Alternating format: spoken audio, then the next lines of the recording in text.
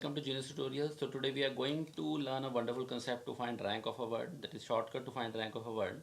Say the word is mother. So first of all you have to number them alphabetically. E, H, M, O, R and T. After numbering you just observe first position, that is 3. So how many numbers are to the right of 3 which are less than 3? Only two numbers, 2 and 1. So write down 2 here. After 4, how many numbers are to the right of 4 which are less than 4? Only 2 numbers are there. After 4 there is 6. How many numbers less than 6 are there? All 3 are less than 6. After 2 only 1 number is there. After 1 no number is less than 1. And after 5 no number is less than 5.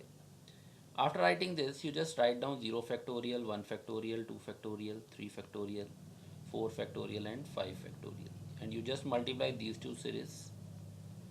This will be 120 into 2, 240 plus 48 plus 18 plus 2 and remaining will be 0. So this will be 308. That means 308 numbers are there before the word mother. Okay. So rank of word mother will be 308 plus 1, that is 309. So this will be our final answer. I hope you understand this concept. So just try this question. Find the rank of word genius and give your answers in comment box. Thank you so much. I hope you enjoyed this video.